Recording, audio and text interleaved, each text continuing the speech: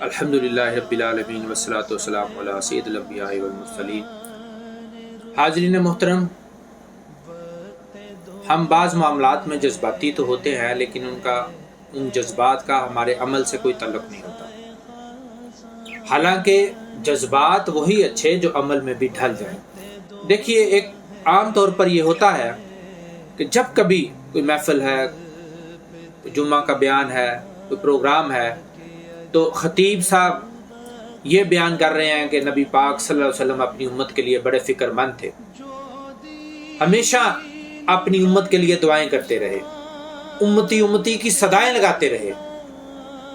اور سننے والا جب یہ سنتا ہے کہ ہمارے حضور یا ربی امتی کہہ کر اللہ کو مناتے رہے، اپنی امت کے لیے اتنا فکر کرتے، اپنی امتیوں سے اتنا پیار کرتے، اپنے امتیوں کی اتنی انہیں فکر تھی کہ ہمیشہ ہر وقت اپنی امت کی بخشش کے لیے اور امت کی آسانی کے لیے فکر مند رہتے۔ جب یہ واقعات سنائے جاتے ہیں کہ حضور امتی امتی کہہ کر رویا کرتے تھے اللہ کے حضور، تو سننے والے جذباتی ہو جاتے ہیں، آنکھوں میں آنسو آ جاتے ہیں، نعرہ رسالت سے ساری فضا ایک دفعہ گونج اٹھتی ہے، ایک کیفیت بن جاتی ہے امتی امتی کی صدائیں سنتے ہوئے۔ لیکن اس وقت کیا ہوتا ہے جب وہی شخص اگر ڈاکٹر ہے، اپنے کلینک پہ جا کے بیٹھتا ہے اور وہی حضور کا امتی آتا ہے، تو وہ اسے اس طرح سے ٹریٹ کیوں کرتا ہے کہ جیسے یہ آخری ہے، اس سے میں نے اب سارے پیسے اسی سے نکلوانے ہیں؟ اسے غلط مشورہ کیوں دیتا ہے؟ اس وقت وہ جو جذبات امتی امتی سن کے آئے تھے وہ کہاں گئے؟ جب کوئی شخص اسکول میں آ جاتا ہے اپنے بچوں کو پڑھانے کے لیے، تو اس کے اوپر ایسے ناجائز اخراجات اور چارجز ڈال دیے جاتے ہیں کہ وہ بچوں کو پڑھانے سے قاصر رہ جاتا ہے۔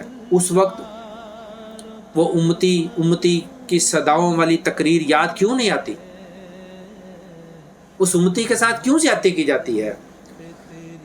وہ امتی جب کسی وکیل کے پاس چلا جاتا ہے تو اور اسے اپنا دکھڑا سناتا ہے اور اپنا کیس سناتا ہے، اور اس کے پاس اس کی فیس کی پوری فیس ادا کرنے کے پیسے نہیں ہوتے، تو اس وقت اس امتی کو کیوں دھتکار دیا جاتا ہے؟ وہی امتی جب تھانے میں چلا جائے اپنا ظلم بیان کرنے کے لیے، اپنی داد رسی کے لیے، ریلیف لینے کے لیے، تو تھانے دار صاحب کو وہ امتی والی تقریر کیوں بھول جاتی ہے؟ اسے تب وہ حضور کا امتی کیوں پیارا نہیں لگتا؟ وہی امتی جب کسٹمر بن کر دکاندار کے پاس چلا جاتا ہے، تو وہ دکاندار اس کو دھوکہ دینے سے اس کے ہاتھ کیوں نہیں کانپ جاتے؟ غلط مال بیچتے ہوئے اس کے ہاتھ کیوں نہیں کانپ جاتے کہ یہ میرے پاس حضور کا امتی آیا ہے؟ وہ جذبات کدھر چلے جاتے ہیں؟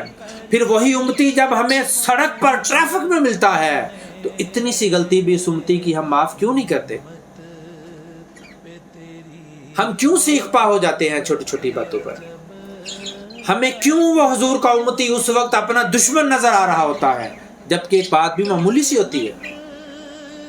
حاضرین محترم، جذبات کی قدر ہے، ان کی بڑی اہمیت ہے، لیکن وقت یہ ہے، آج کے دور کی ضرورت یہ ہے کہ ان جذبات کو عمل میں ڈھالا جائے۔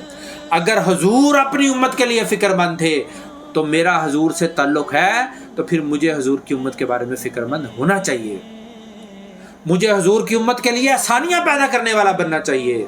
میں اگر سرکاری افسر ہوں تو میرے حضور کے امتی میرے پاس آ جائے تو میں اس کی فائل لوں، اس کا مسئلہ حل کروں، اخلاق کے ساتھ، ٹھنڈا پیشانی کے ساتھ اس کو ڈیل کروں، اسے رسپیکٹ دوں جو اس کی ڈیو رسپیکٹ ہے۔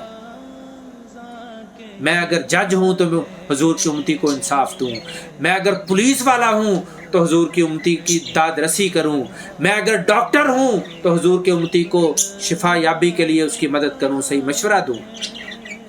میں دکاندار ہوں تو حضور کی امتی کو دھوکہ نہ دوں۔ کاش ہم اگر یہ جذبات جو اس وقت خطاب سنتے ہوئے، تقریر سنتے ہوئے بنے تھے، اس کو ہم اپنے بازار میں لے آئیں، کلینک میں لے آئیں، اسکول میں لے آئیں، مارکیٹ میں لے آئیں، اس کو تھانے اور کچہری میں لے آئیں، تو ہمارا معاشرہ کتنا افضل اور اعلیٰ معاشرہ بن جائے۔ ادروائز نہ جانے ان جذبات کی قدر ہوگی کہ نہیں۔ یا ہمارے منہ پہ دے مارے جائیں گے کہ ہمیں اس امت کے ساتھ زیادتی کرتے ہوئے شرم نہیں آتی جس امت کی میرے اور آپ کے آقا بڑی فکر میں رہتے تھے، جس امت کے بارے میں فکر میں رہتے تھے۔ تو مجھے امید ہے کہ انشاءاللہ ہم جہاں ان واقعات کو سن کے جذبات کا اظہار کرتے ہیں، وہاں حضور کے امتی کے ساتھ بھی اپنے جذبات کا مثبت انداز میں اظہار کریں گے اور ان جذبات کو عمل میں ڈالیں گے۔ وما علینا الا البلاغ۔